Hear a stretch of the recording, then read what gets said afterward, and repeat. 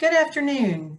I'm Shelley Jones, Assistant Director of Alumni Engagement at Missouri State University. First off, thank you all for being here with us today. The Alumni Association is the organization through which Missouri State students continue their connection with MSU when they leave the university.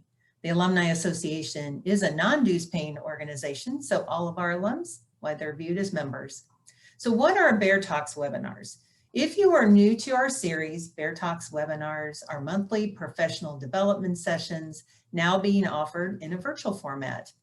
So how our webinar will work today, just like we do in past months, we can't see or hear you. Please use the Q&A feature for questions. Today's session is being recorded and all registrants will receive a follow-up email by the end of the day on Monday, July 12th from me with additional resources, contacts, and links. So if you don't see this email from me on the end of the day on Monday, please make sure to check your spam or a trash file or give us a call.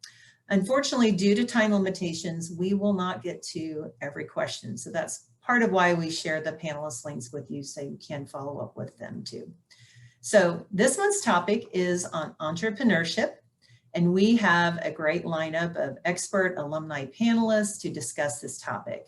We have Tashara Earl, Paige Oxendine, and Dan Cobb, and that's the order that they're going to be presenting today.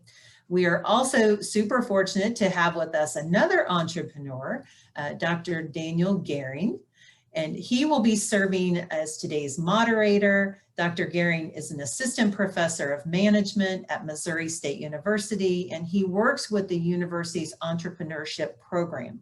So thank you all for being with us. And now I'm going to go ahead and turn the program over to Dr. Gehring so he can get us started. Dr. Gehring. Thank you, Shelley. Thank you so much, and welcome everyone.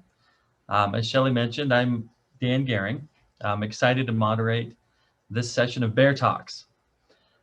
So the format for today, as Shelley alluded to, we're going to hear about the entrepreneurial journeys of three bears, Tashara, Paige, and Dan.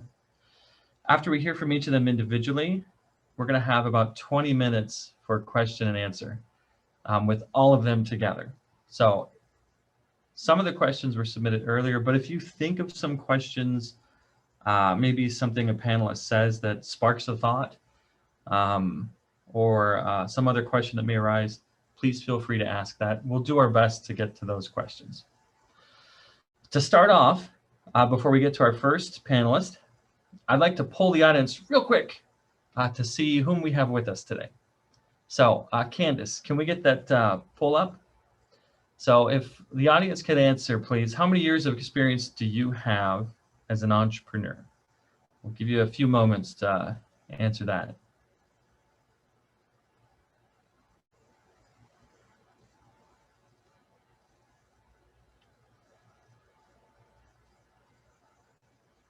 Oh, wow. Okay. That's not what oh, this is great. Okay, this is fantastic. So I think, so we have more than half of the audience doesn't have any experience as an entrepreneur. So about a third have some experience. So I think this will be a real treat for people. I think this will be really exciting to hear. And I'm confident it's going to be very beneficial.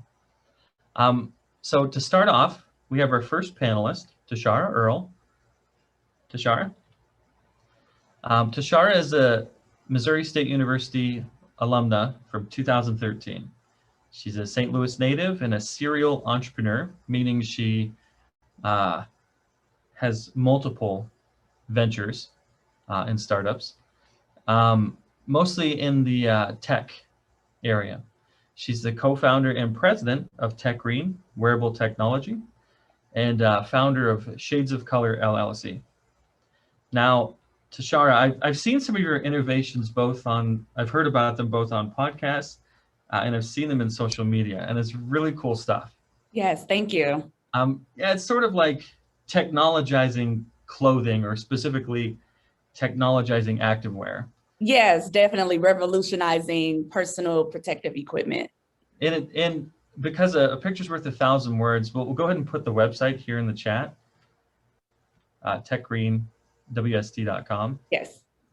So can you tell us about this briefly? What is it? Yeah, so myself and my co-founder, Antonio Julius, and also Zandra Gates. Antonio Julius is the inventor of the technology, and I'm the business development side of the corporation. And so with that being said, it is a LED body harness that a person would wear. So an outdoor enthusiast, also tapping into DOD, so Navy, and also police officers as well. They would wear when they want to be seen at night. So it's a utility device, but also they can see their surrounding areas up to 25 feet in radius. Wow. And how did that come about? Like Yes. what led you there? So with that being said, I joined forces with my co-founder, Antonio Julius. So he actually was a victim of a hit and run when he was walking home from high school. And so I was very intrigued by his story. And because it is a life-saving product, I wanted to be a part of the team. So from there, we formed Techrin, and that is how it came about. So we've been working really hard to get it out and about in the community because there are so many victims, so many people, so many officers, and also cyclists who are being hit by distracted motorists on the road.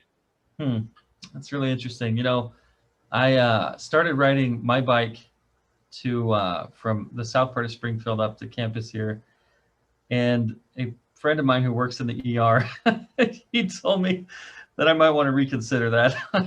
I've actually been hit. It wasn't serious, but it was scary. So that's Yeah. I used to ride my bike to campus as well, so I definitely understand. And so what are some of the challenges that you've faced in getting this idea up and running? Yes. So because we are revolutionizing wearable technology in regards to personal protective equipment, the one thing when it comes to building a consumer good product is that you have to go through this entire prototyping phase, which is very expensive. So that has been one of our challenges is in regards to raising capital, which I know so many startups experience the same thing, but it's not a hurdle to the point where you can't overcome. So when it comes to building a consumer goods product, you pretty much kind of figure out what you can do in-house, what you can also contract out-house. And then from there, you start to build your product from that point. In addition, it's so new to me to build a consumer good products. I have to do a lot of research. Hence, dealing with entrepreneurship, I know the business side, but learning how to create a product was a challenge for myself. And tell me more about the funding. Now, Yeah. you and I had talked before, and you've got some very ingenious ways that you've sought for funding. So what kind of funding have you received, or at least sought after, and both successes and not as many successes and big successes? Okay. Yeah. So in regards to raising capital, of course, a lot of startups will start off with bootstrapping. So you yourself as the entrepreneur or your team will put your personal money into the startup. So from there, we've also started to launch a crowdfunding platform on Kickstarter.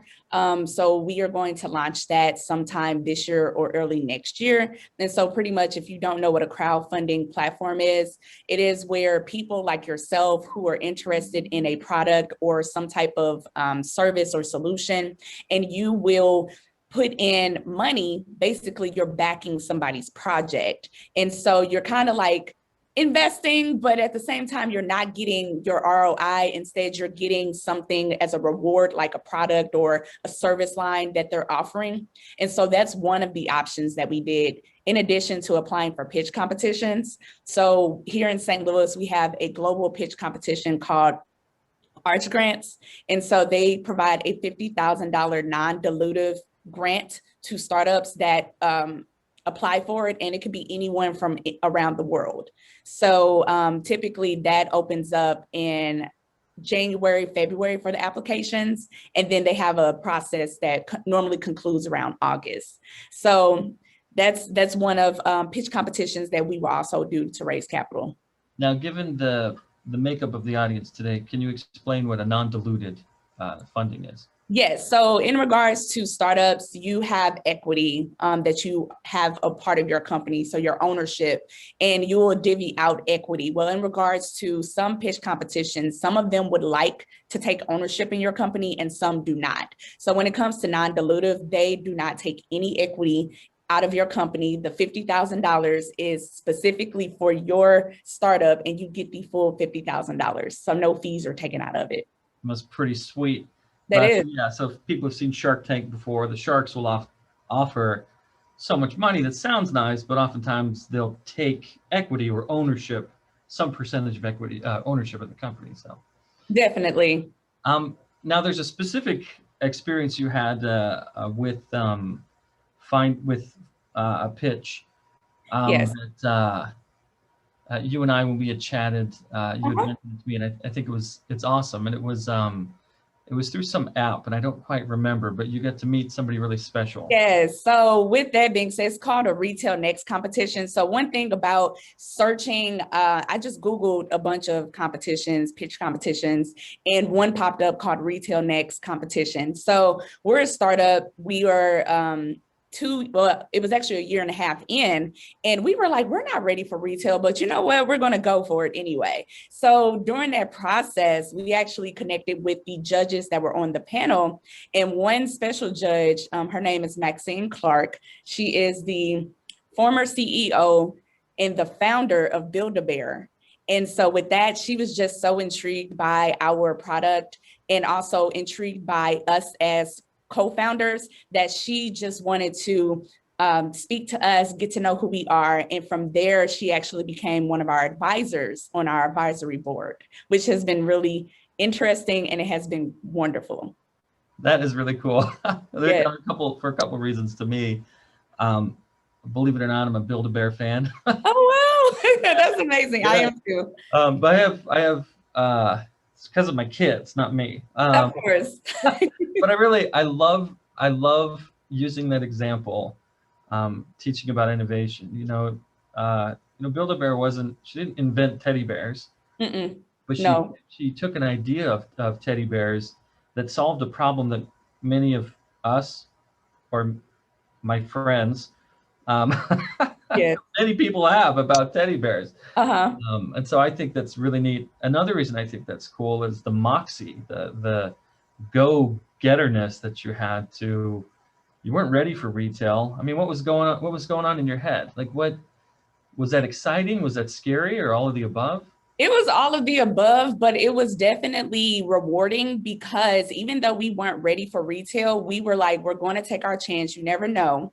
Just, don't overthink that you're not capable of doing it, because someone may see something within you and you also may meet someone that can help you in the future. And so it was definitely scary because I'm like, okay, this is my second pitch competition. And Arch Grants was actually my first pitch competition. I had no clue on how to do pitch competitions. And so with that being said, I have to tailor my pitches and I have to get people to understand what the concept is or the idea is within less than 5 minutes. And so it was very scary, but it was extremely exciting because we get to show off our products, because that is definitely one of the exciting things is when you see it live and in action. And then from there, even though we didn't move on to the next round, we still developed wonderful relationships, and we also built more awareness around our product and our initiatives. And Maxine, maybe you had mentioned this, but she's on your advisory board. Yes. Yes. Yeah. That's pretty rad. Yeah. In addition to, we also have Brian Carver, who is the CEO of Atlas 46, which is located in Fenton, Missouri. They have outdoor products. And we also have a manager by the name of Alan Heathman, who works for Missouri Department of Transportation. So we've been building our team from there. And so that's a new application for this technology too. Isn't just for outdoor enthusiasts or triathletes or athletes generally. It's safety equipment, traffic workers, military applications and things. Yes, it's really definitely neat to see that idea burgeon and grow. That's pretty cool. And that is, I will say, one of our struggles has been dealing with the verticals. So when you're bringing a new product and you see so many verticals that your product can serve, that sometimes and oftentimes they'll say, well, we need for you to focus. But then at the same time, they want to know how large your idea and how far your idea can go. So when you're in that process of communicating your product or your solution to people, you'll start to recognize, okay, how much information do I give out and how much do I hold back until the next meeting? Yeah. Now, I maybe we'll bring this up in the Q&A, but maybe tips on how to pitch. But I want to wrap up here so we can get to our next Okay. panelist. What are you thinking of doing in the future? So we've covered, where you are now, some degree to how you got there. Where do you see yourself going from now? Yes. Yeah, so in regards to both of my startup companies, I do see both of them becoming unicorn businesses, startups. So in regards to that, I'm looking to create a multi-billion-dollar company. And that does take time. It does take hard work and a lot of sacrifice, but I do see myself doing that. But in addition, I do love mentoring. I do love sharing knowledge. So at some point, I would love to speak on these things as we're doing right now on a panel discussion. I would love to go and do TED Talks so that I can educate and communicate the highs and lows of creating a unicorn startup. Right on. And just to be clear, although it sounds legendary and epic and mystical, by unicorn, we mean a startup that has reached $1 billion valuation. So it's valued at $1 billion or more. Yes. So that is ambitious. And again, I love the moxie. Thank you so much. Thank you so much, Dan. We'll see you later on the question and answer. It was great. Perfect. Yes. Great to talk. Our next panelist, we have Paige Oxendine from the eFactory.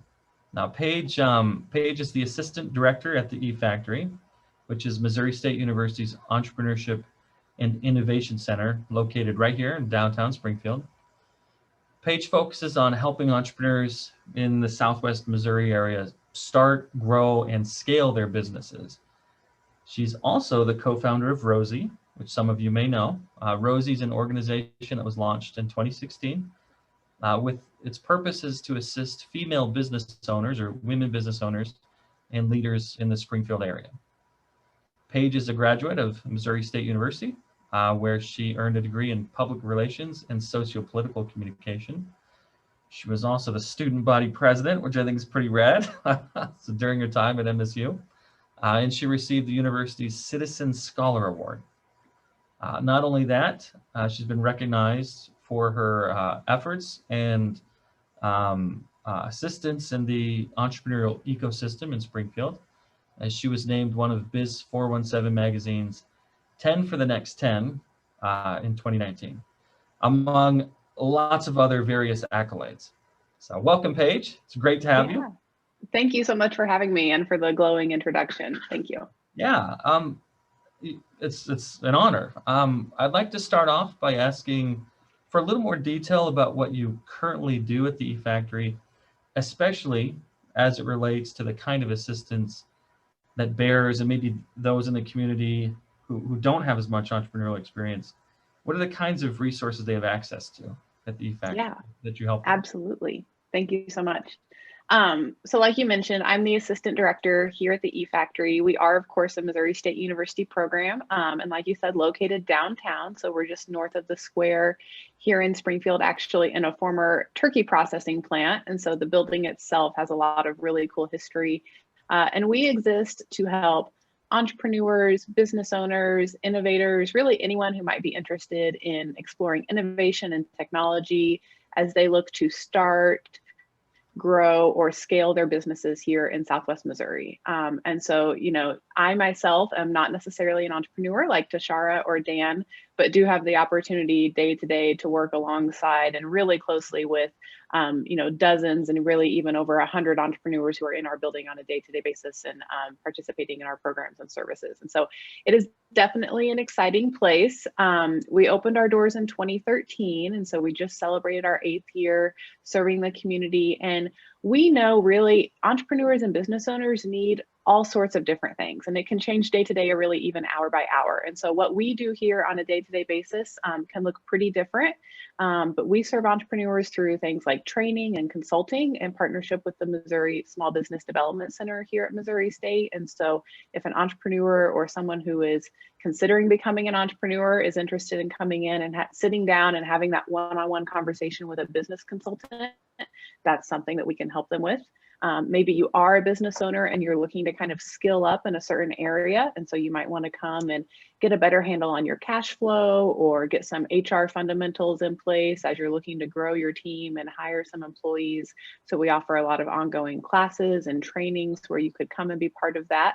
Of course, most of that has been virtual over the last year and a half, but that has taught us a lot about resiliency and adaptability and flexibility, which are all things, of course, that we encourage our clients to be thinking of too. And so lots of good learning opportunities during COVID.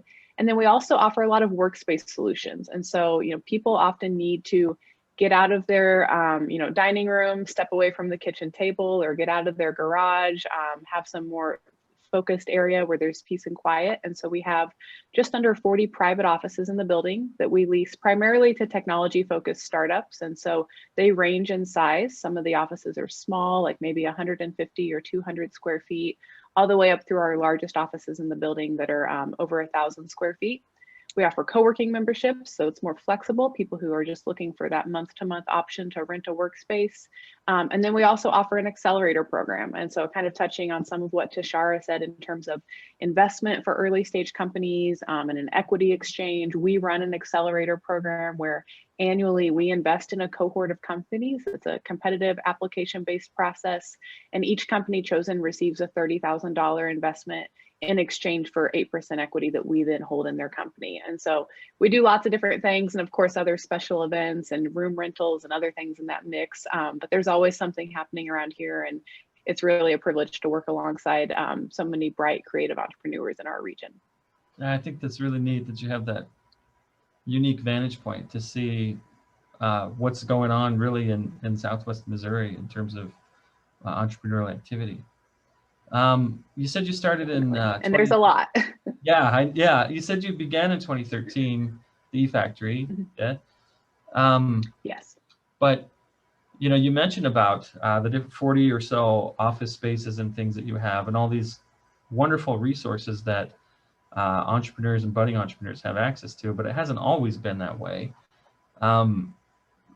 I'd like to ask you about some of the expansion projects that the E-Factory's had, to give us an idea of not just where you are, but kind of the rate of growth, because I think that's exciting to see how not just that things are changing, but how quickly they are changing, and the opportunities that are out there for people who want to see them. Yes. So we know, in the startup world and in the business world, things do change very quickly for our clients. They're always having to respond to and react to things that are changing day to day. And again, like serving them, we know that we have to try to be just as responsive and be just as nimble. And so we have been really fortunate to see a ton of growth here in our program over the last several years. We were fully occupied in all of our private offices on the first floor. And so when folks would come to us and they had this exciting business they were starting and they wanted to lease office space, we had that co-working option for them, where they could work in that shared environment, but we were totally maxed out in terms of the private offices. And that's pretty unusual for a business incubator, because when you're working with these early stage companies, of course, there's always going to be kind of a natural degree of churn and turnover as things are changing. And ultimately, we do want our clients to grow up and out into the community. We don't really exist to be that long-term office solution for them. And so even as we had people graduating or moving out onto the next thing, we had this wait list, and we were constantly pulling new people in and staying full. But we have recently wrapped up 2 really exciting expansion projects. So we received a grant from the Economic Development Administration to build out some of the space on the second floor of our building that was left unfinished during the initial renovations when the university purchased, again, the former poultry processing plant. So we added 8 more private offices and a new conference room. And that construction was taking place really during the height of the pandemic, and the space opened in the fall.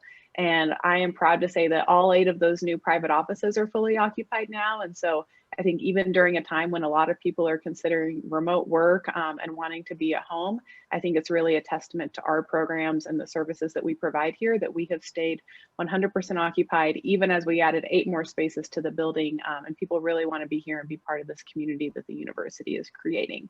And we just wrapped up in June expansion on the 3rd floor of the building, where we've added about 4,000 square feet of flexible training and event space. It has been dedicated in honor of Jay Wasson, who's a member of the Board of Governors. And so it's the Jay Wasson Idea Loft, and we've hosted our first few events up there. And it's just going to be an incredible space for things, again, like what Tashara mentioned, hosting pitch contests, demo day for the accelerator companies to get in front of the community, lots of trainings that we'll have the opportunity to do up there. And so there has been an element of construction in this building happening for a long time. And we're excited to have it all wrapped up. And the change and the growth that we've experienced in our program is just incredible. And we're excited to continue to scale and serve more entrepreneurs in our region.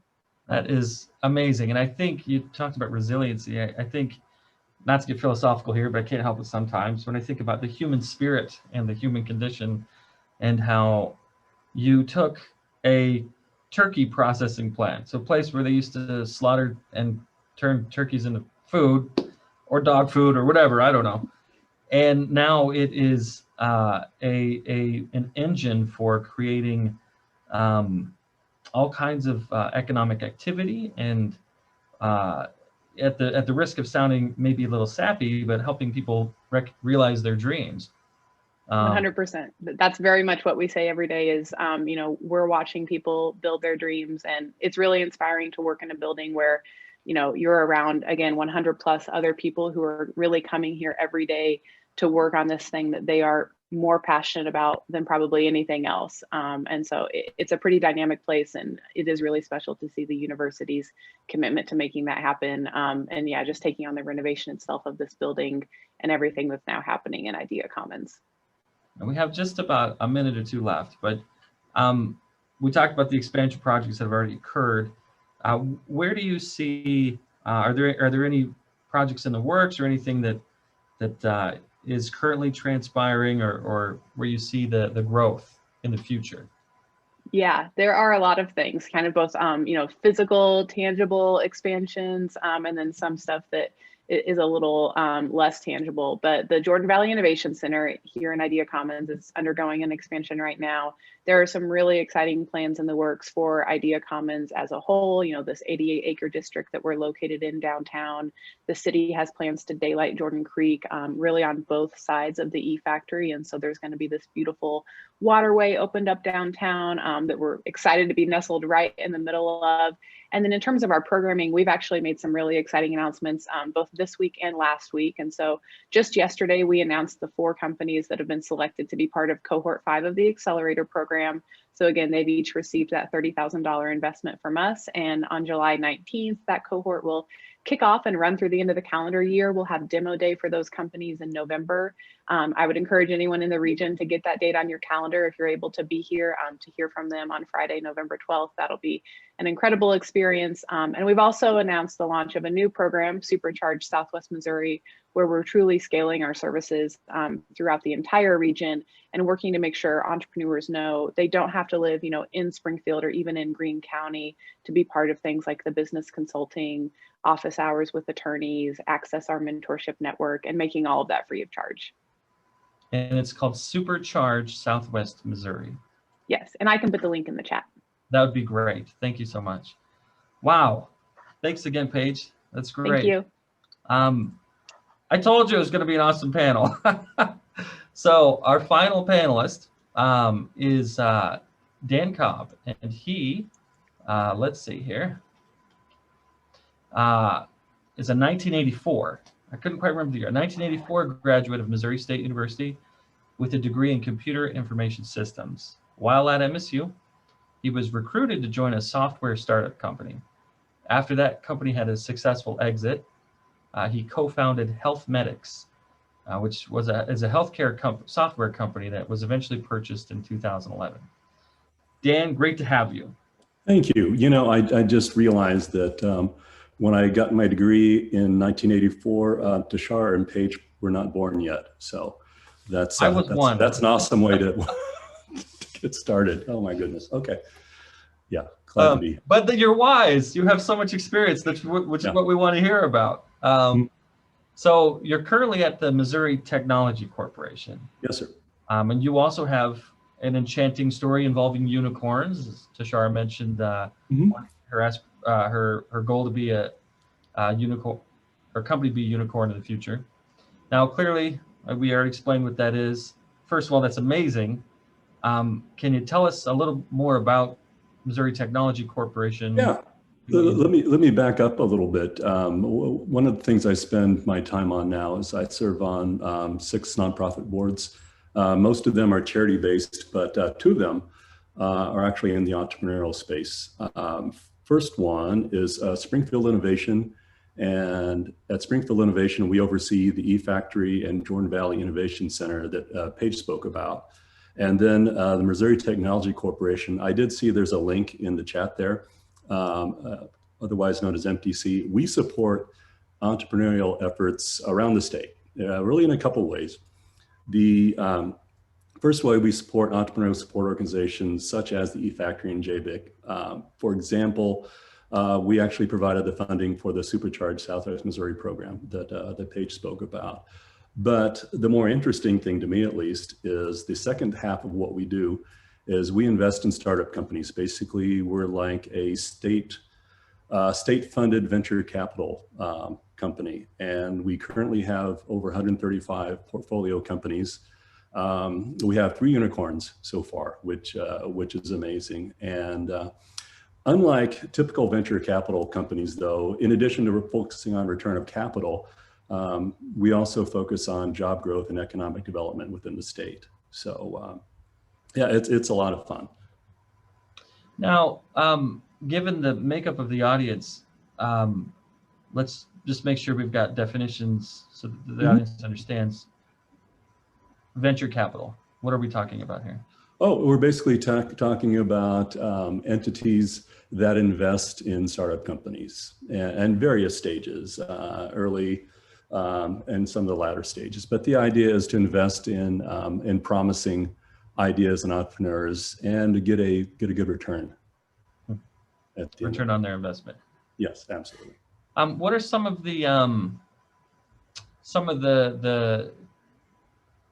most, I was gonna say coolest, but like what are some of the businesses, something you really love or enjoy about working with, you know, these over 100 startups? 135, yeah. You know, what happens when you see one you really like? What, you know, do you bring them in? I mean, what's the process of? Oh, yeah. We are not an incubator like what Paige has at the E-Factory. We basically are an investor. We do have, in a lot of cases, we have presence on their board, but our idea is basically to provide funding for them to get started. We are not a primary investor, we're a co-investor. And the reason why we're a co-investor, the companies we have in our portfolio are very broad. We have ag tech, we have biotech, we have information technology, we have physical hardware and such. So we are not experts in all of that. But when we see a co-investor that does focus on medical devices, for example, and we know they've done really deep dive due diligence, that's hard to say, then we have a lot more comfort. Once we've seen the pitch of the company and we know the founders, we feel a lot more comfortable investing that way.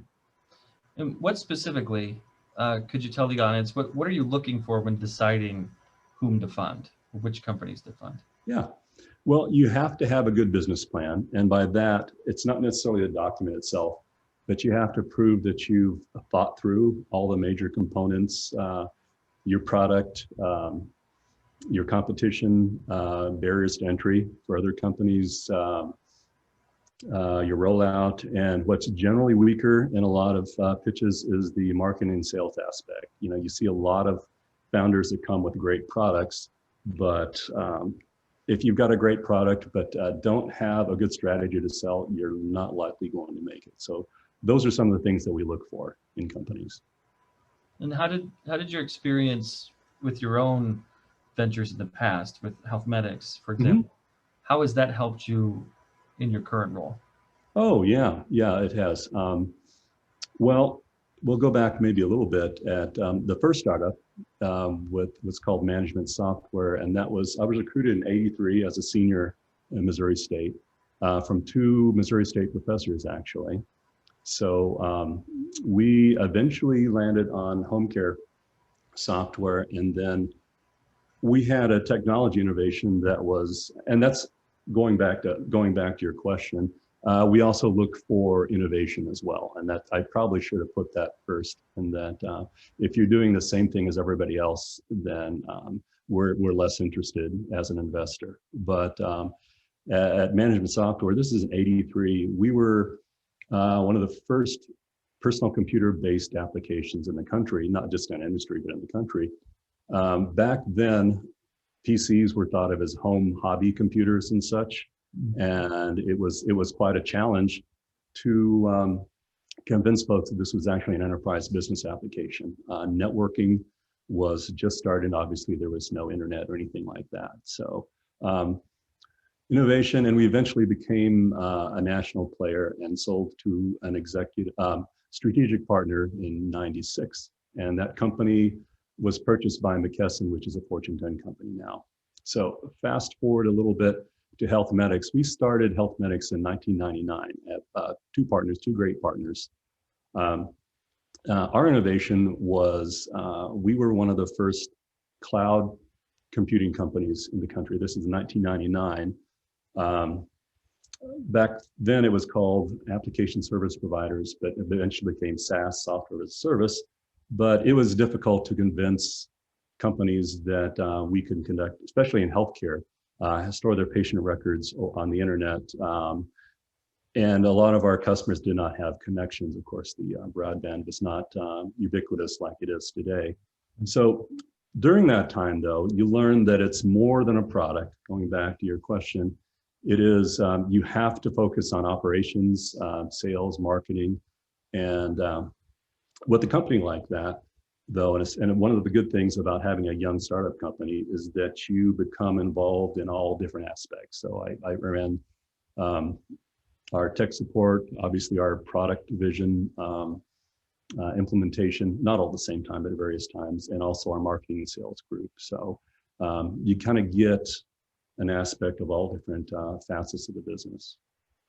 So it's what I take away from that, and I try to emphasize this in my classroom, is it isn't just the idea. The idea sometimes I think is the easy part, but it's the overall model. It's the overall business. You're 100% right. It's the execution, and you know, there ideas. I think ideas are cheap, but it's the execution that is hard. That is the hard part, and there's a lot that can go wrong, and there's a lot of different aspects to it. So this is big. Our final 2 minutes, because that's the hard part. Any tips on what people can do to improve their chances of success? Oh, yeah. You know, I thought about this a lot in my retirement, but I think there are 4 different things that are required, and I think you have to have all 4. I believe you have to have all 4. And the first of the 4 is you have to be willing to work hard. Now, everybody does. Everybody says they do, but it's all shades of gray, right? It's a matter of degree. When you're starting a business, you have to expect that it's 24/7, 365. You think of nothing else. You have to be willing to make sacrifices to your family, to your personal life. And I can't really underemphasize the amount of effort, and I think Bashar can speak to that as well, that it really takes to do this. So number 1 is being willing to work hard, and that carves out a fair amount of people that aren't willing to do that. Nothing wrong with it. Second, you have to be good at what you decide to do. You have to have talent. An example I use sometimes, if I decided today I wanted to be an opera singer, I could work day and night for the rest of my life, and I would never make it because I do not have the talent. Now, with a startup business, it's even tougher because you have to have talent in more than one area. One of the things I do is I have investments in a number of companies, 4 of which are restaurants. So let's say you're a chef and you're a great chef and you want to open a restaurant. Well, to be successful, not only do you have to be a great chef, you have to be a great operator, you have to be a great personnel manager, you have to be great at marketing, you have to understand finance and many other things. But if you're bad at any of those other things I mentioned, you're probably not going to succeed. So it's really challenging. So hard work, one, talent, two. And most people think that if you work hard and you're really good at what you do, you're going to make it. But we all know lots of folks that don't. And I think number three, we come to, you have to have a lot of luck involved. There are a lot of external factors that you have no control over. In our instance, we were lucky in that the funding, we started the company, was much easier to come by than it is now. We had a lot of opportunities that kind of fell on our lap. We had great employees that walked through the door and became pillars of the company and so forth. So that's number three, hard work, talent, luck. Number four is you have to be willing to take risks, because a lot of luck is an opportunity, and you have to be willing to put it out there. There's the whole risk reward formula. And one of the things when I invest in companies, if the founder has not quit their day job, I am not interested, because they're not all in on the company. So those four: work, talent, luck, and risk. Luck, talent. Long answer, but work, talent, luck, and risk. Yeah. Or the I like to call it the moxie, kind of the willingness to go all in. Yes, absolutely. And that's tough. It's not for everybody. And, a lot of folks are risk averse, which is nothing wrong with that. But if you're going to be an entrepreneur, then you have to be willing to take risks. Thank you for sharing that. That's Sure. really helpful. I one quick note on that, and then we'll move into the Q&A with all the panelists. But anytime as the academic side of me, I kind of have a Jekyll and Hyde sometimes, where there's an entrepreneur voice, the devil entrepreneur, and then the academic angel. Maybe it's the other way around. I don't know. Yeah, maybe it's the other way around. It probably is. Anyway, but anytime I hear chaos or luck or that's a challenge to researchers to be like, we will find what explains it. But even in the most sophisticated statistical models, I mean, we're lucky to explain, at least in the entrepreneurship realm, I mean, you're lucky to, if you're trying to explain what creates a successful entrepreneur, I mean, not even 50% of what it takes. And so there really is probably half or more of something that we don't know, which we can, or maybe another way to put it, can't control. Yeah. Well, Dan, thank you so much. Actually, you can stay on the line. I'd like to bring the other panelists back, and we'll start our Q&A. Now, we do have some live questions here, but I want to touch on a couple questions that came up that were pre-submitted when people registered. So first question I want to ask, this is for everybody on the panel. How has Missouri State University, your experience, time here, how has that impacted your success as an entrepreneur? I would say, Go ahead. Okay. I would say in regards to my success as an entrepreneur at Missouri State, I feel like I was able to really gain some resources and also break through on Missouri State campus. And with that being said, while I was there, I actually have a dance background. I actually created my first LLC at Missouri State University with my fusion dance production organization. And so I felt like that was my time where I was able to learn, I was able to make mistakes so that for my future success, I would be able to understand how to navigate through certain waters. So at Missouri State, I think the resources with the Small Business Development Center, I worked in there as well. The relationships I developed, the teachers I met with was able to help to catapult my career that I have today. Okay, I'll go next. I can think of three areas. First of all, I got the degree in computer information systems back in '84, and it did give me the skills to help me in my career. back then you could either, if you're in technology, you could either go computer science, which was in the math department, or information systems, which was in the College of Business. And in the College of Business, of course, I was required to take accounting, finance, management, operations management, and all those things, which was really helpful for me in my career. Second, I think you'd already mentioned, Daniel, that I was recruited to the first startup out of Missouri State. So actually being there was important. And third, when we sold Healthmedics, we had over 200 employees in the company, and they were all high-tech employees. Nearly all of them had college degrees, but at one time I counted, I submitted this decades ago to to Missouri State. We had over 150 Missouri State grads working for us. And so yeah, it's been a large part of my success. Yeah. And I'll add to that, again, kind of being on the other side personally, you know, as you mentioned, Daniel, I had a really rich undergrad experience at the university and had a really tremendous time. I definitely credit the connections that I made as a student with why I'm still here, you know, working nearly 10 years after graduation. I'm not necessarily a Springfield native. And so the university did a lot for me in that sense and really allowed me to build that network and make connections to the community.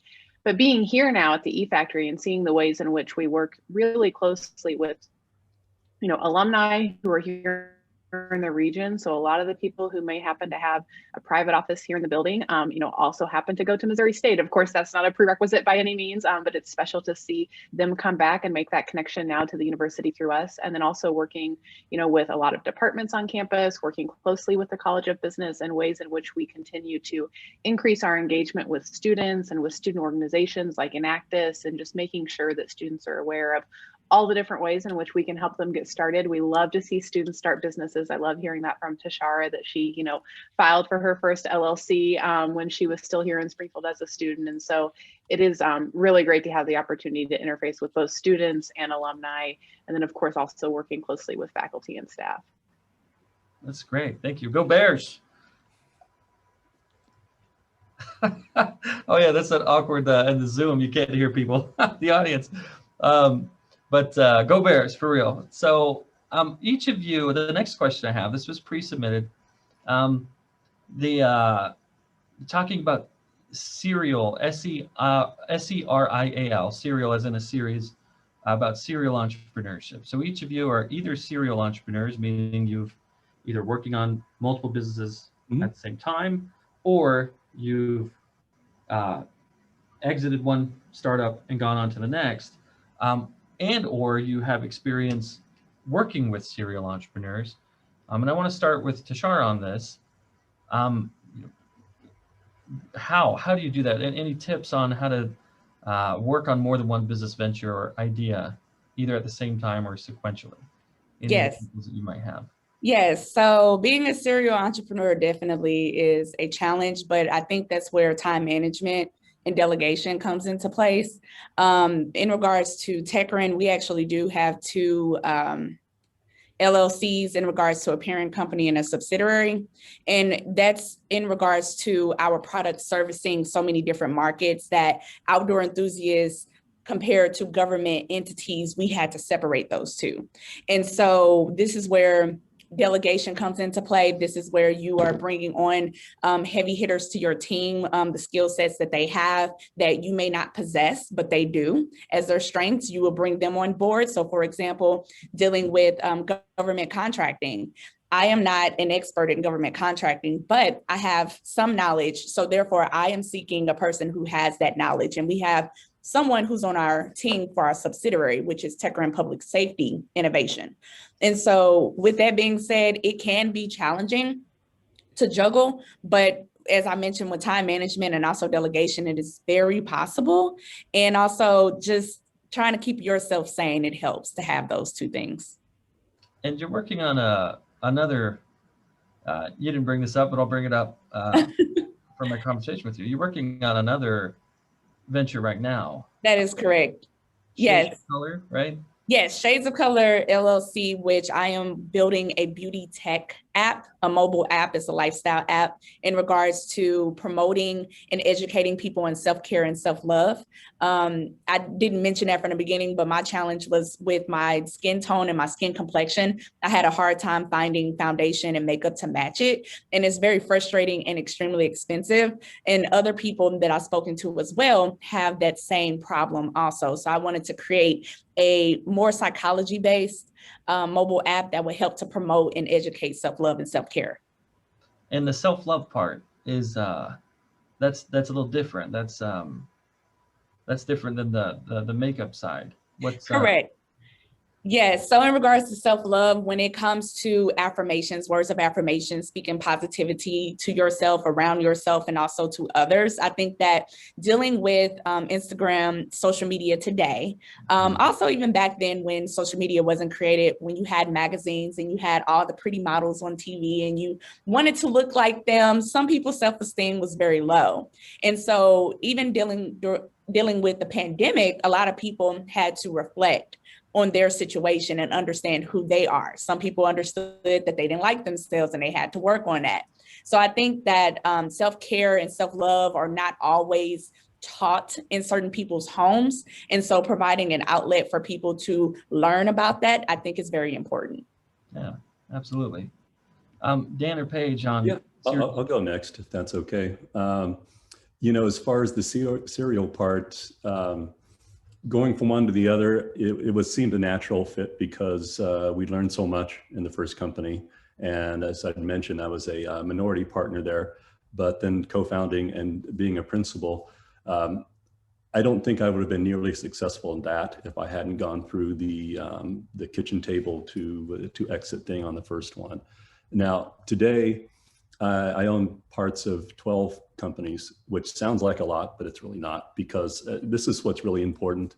I have great partners in each of the companies, and I don't have operational responsibilities, but it's a way that I think Tashar can speak to this as well. You have to be careful about overextending yourself and then watering down your effort in each of those. So in the companies I'm involved with, I'm primarily investor, but also, we certainly, in our board meetings, we talk about strategy and we do some day-to-day stuff there as well. But it's just, it kind of gets you in blood, I guess, as far as being parts of companies and seeing something from the beginning to maybe the end, or maybe beyond that.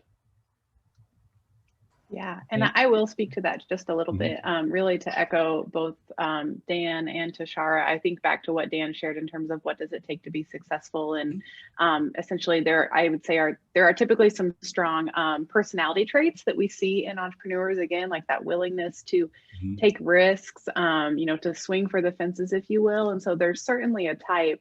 And again, we've got on a day-to-day basis, 150 plus of those folks running around our building here with an unlimited supply of coffee from the coffee ethic. And so we see a lot of this. There's always a lot of ideation. It is not unusual for people to spin up new concepts, new companies. And part of what I think is special here in terms of having everyone under one roof is the synergies and the collisions that can take place even amongst the clients. And so, they could quite literally run into one another in the hallway and start a conversation. And what comes out of that, a week or a month later, is that they have now gone into business together and are forming a whole new company based on a conversation that they had, totally unplanned, spontaneous, here in the building. And we see things like that happen quite a bit. And so it is exciting. I think people who are entrepreneurial, again, you kind of are or you aren't. And if you are, you definitely are. And I think that notion of having multiple things, whether it's at once or just kind of moving from one thing to the next, is definitely something that is kind of a personality trait for those that are in that world. And I would add to what you said, if you don't know whether you are or you aren't, just try it and find out. Because it's really hard to describe the process. I know, Daniel, you've gone through that as well. It's something you have to experience. It's really hard to describe to someone else what it's going to be like. And this is perfect because this actually relates, or we've answered a secondary question, another question that someone had sent in. Do you agree it's best to just start and figure it out than to try to perfect everything before you even begin? I think we've hit on that to some degree. And I think what was just said was don't know till you try. And so, but something I tell in my classroom is done is better than perfect. Yes. So Yeah. Yes. just get something done, even if it's just, if I think of Orville and Wilbur Wright. Mhm. I mean, their airplane was a piece. Look, I'm sure it looked hideous, but that wasn't the point. It flew, and so Right. just get it to. We call it an MVP, minimum Right. viable Viable product. product. Yes. Something that will fly. Let's Yes, see. can I add to that Please. really quick? So yes, when it comes to perfection, I think perfection, to me, it just kills the baby of whatever you are creating.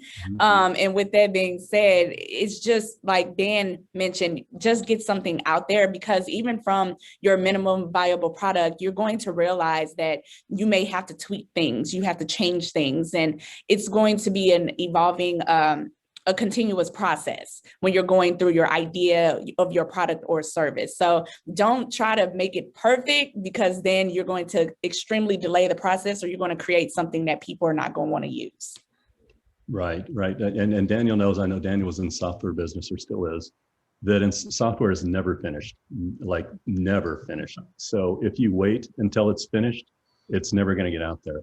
So it's a perfect example of not only iterations before you go to market, but after you go to market, it's continuous iterations after that. There's always something you didn't think of. And there's Little something bugs. broken. Yeah. This is great. This is wonderful. And there's so many more questions. I'm trying to prioritize these here as it flows organically here. So this relates. So this is directly from someone who emailed their question ahead of time. I'm going to read it. I hope the person who asked it is okay. For aspiring entrepreneurs who may not be 100% ready to get their feet wet with owning a business just yet, what other avenues of making your own income do you suggest to look into? It's a two-part question. That's the first part.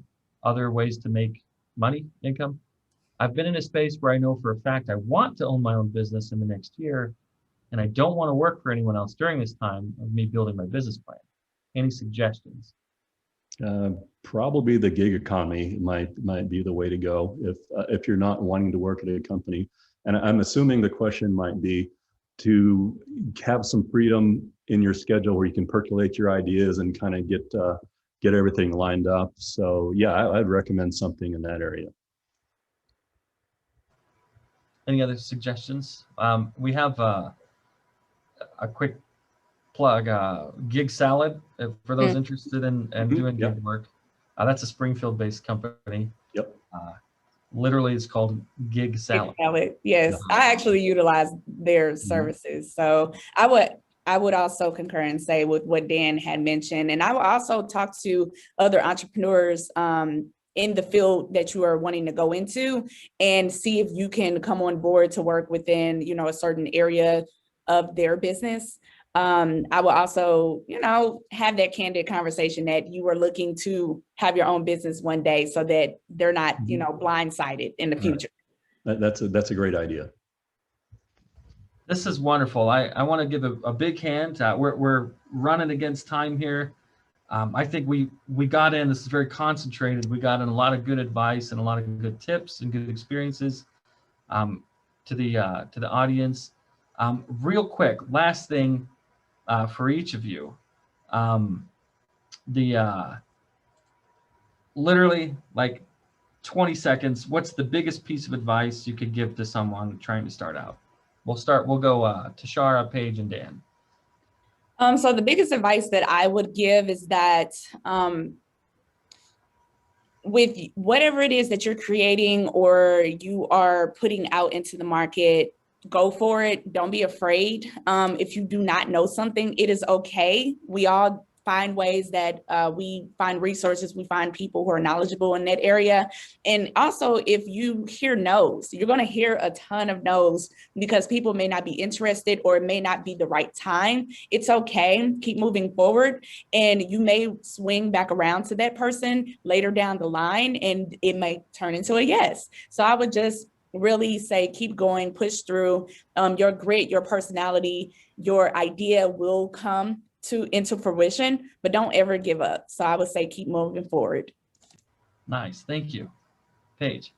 Yeah, I would say so much of the same thing. You know, perseverance and resiliency are really, I think, just such a key part of that entrepreneurial journey. And I loved what Tashara had shared earlier about, you know, like there are going to be times when like you're going to need to, you know, apply for something that maybe you think you aren't quite ready for. You know, send the email, pick up the phone and make the call. You know, we encourage people, you have to just have that stick to itiveness, and you have to believe in what it is that you're doing. And so I think that's also a very important first step is, you know, if you've decided you're going to become an entrepreneur and create a company or launch a product, I really hope that in your heart of hearts, you are fully committed and you yourself believe in it, because you're going to have to sell everyone else around you on it, and persevere through those no's, because of course there are going to be the naysayers, but you just really got to stick to it and, you know, keep plugging away, and then things do tend to kind of start to come together for you.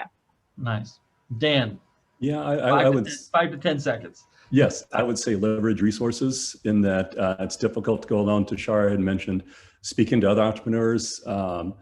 Paige at the eFactory, they are an entrepreneurial support organization, so their job is to help you be successful. So take advantage of all that. Tashara, Paige, Dan, thank you so much. This was wonderful. Really appreciate it. Thank you. And one last thing, if people have questions that maybe weren't answered, there may be opportunities to reach out, but I'll pass the time back to Shelley. Okay, thank you all so much. Wow, how much we packed in that hour. That was fantastic. Thank you all for being here, and for the folks who were listening in today. We really appreciate it. Again, on Monday afternoon, check for your email from me. We'll also have a brief survey that will be in there. So if you know people who would be great experts to share as a panelist on our BearTalks sessions, we'd love to know about that. Or if you have topics that you think would be great, we are booking ahead. And so we'd love to hear those as well. So next month's BearTalks webinar is a little later in the month. It's going to be on Thursday, August 26th. So mark your calendars for that. It's going to be from noon to 1 p.m. Central. And our topic will be emotional intelligence and authenticity. So we all need some of that. So we will be sending out the email with the registration and stuff. It's going to be a little bit later this month. So give us a few more weeks on that and you can sign up for that one. Thank you all for being part of today's presentation. Have a great afternoon, and we hope to see everyone back here again soon. So take care. Bye-bye. Go Bears.